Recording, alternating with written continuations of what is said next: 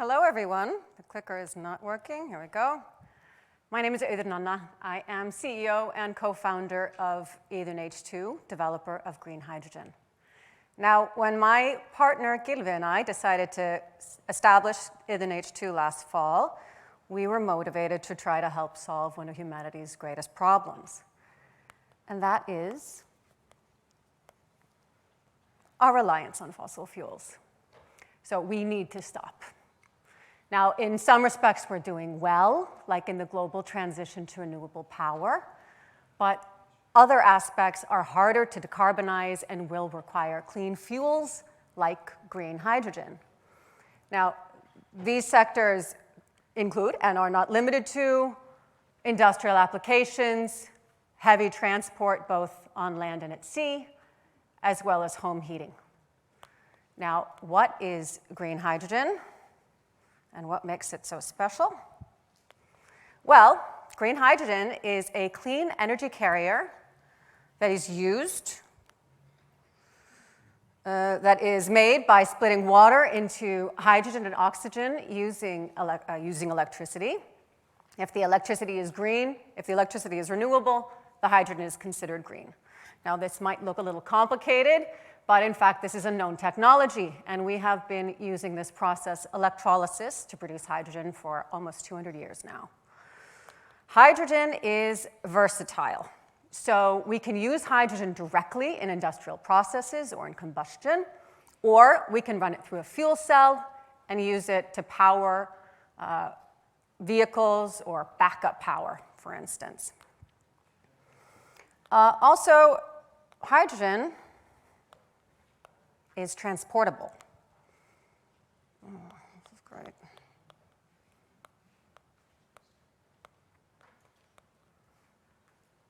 Transportable.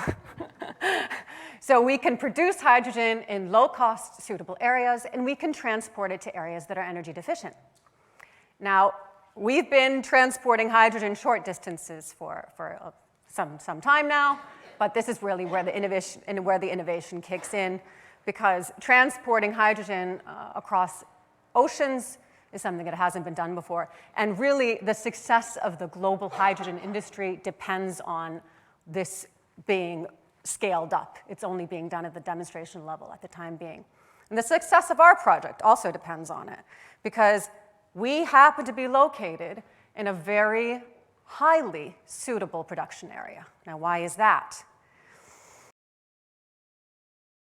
Iceland's comparative advantage in hydrogen production is fourfold.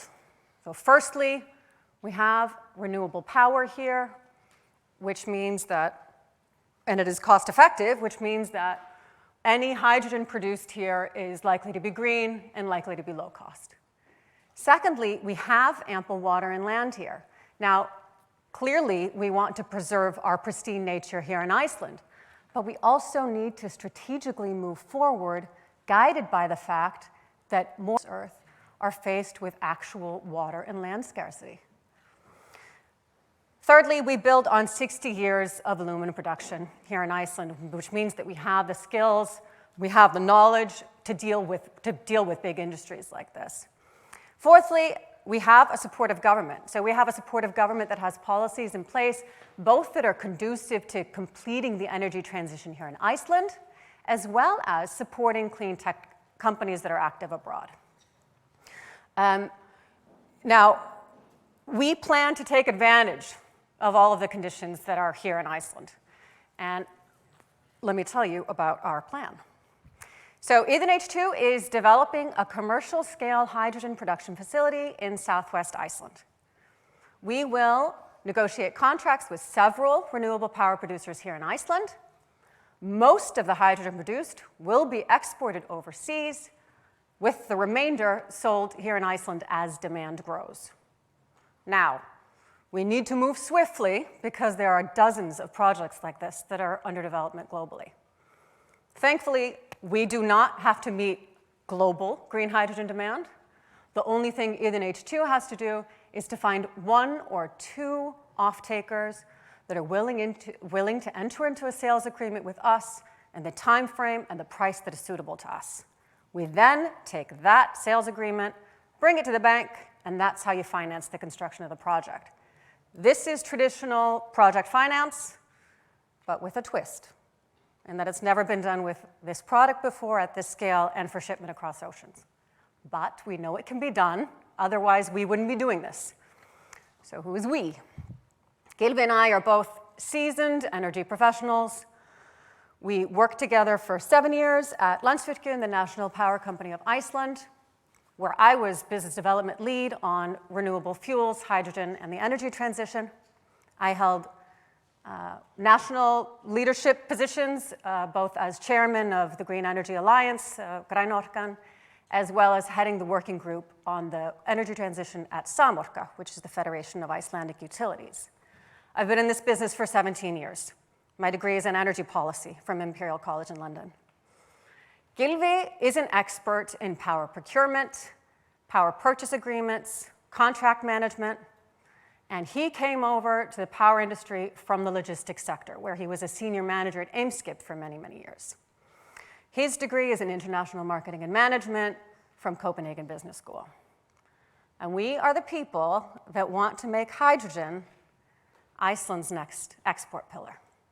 Now, we can create value using a new technology that can benefit the climate on a large scale. And that is exactly what Idunn H2 intends to do.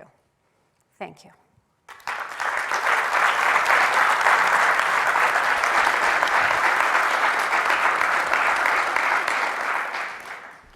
Idunn, thank you very much. Thank you. It was really, really nice. Well, this is big. I mean, it's a huge operation. You said you want to work with somebody overseas who's already doing it. Have you any company in mind? Is anybody out there that you say, this is really I want to work with, or a country you want to start with? Or, well, we have several. Yeah. We have several that we want to work with, sure. So you have picked them out a little bit and... Well, I mean, both of us are very well connected, and we're in sort of informal dialogues with all kinds of companies. But one of the things that really benefits us is that people want to work with Iceland. Exactly. So we're using that to our advantage.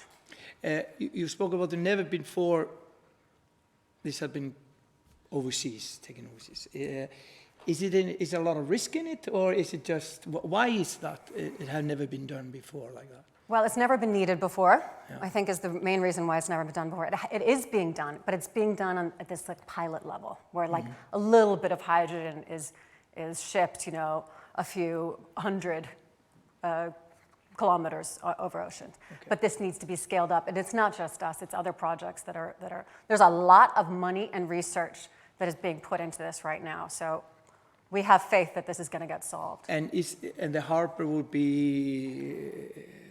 Where would you ship it from? Yeah, we need to be located next to a harbor if you want to do this in a cost-effective manner. And that harbor needs to have special equipment for liquefaction. Yeah. Yes. Okay. I'm so happy that you're working on this project. I think it will be good for all of us, hopefully. Maybe a question about just the business side of it. You're competing basically with fossil fuels, and I'm wondering how much, for example, higher price people are willing to pay for this kind of product, 10, 20, 30% higher, or maybe they aren't price sensitive at all, to be able to create a good business, like with good gross margins. Yeah. Maybe a heavy question, but maybe you have you started thinking about this and what kind of a business this would be? So what I think about all day? Yeah, good. No, the market segment, this is an incredibly important question, and the market segments are, yes, they're very different. So we can go after a customer like Alstom Trains. They're selling hydrogen trains all over Europe, and they sell their trains with 30-year hydrogen agreements. We could go after a customer like that. I think that customer is going to be willing to pay more money because they're selling a package. They're selling green with green hydrogen, a green solution. That's one option. We could also go after one of these more traditional users of hydrogen. I think that maybe, yes, they're more price sensitive and they're used to using gray hydrogen, which is cheap and abundant.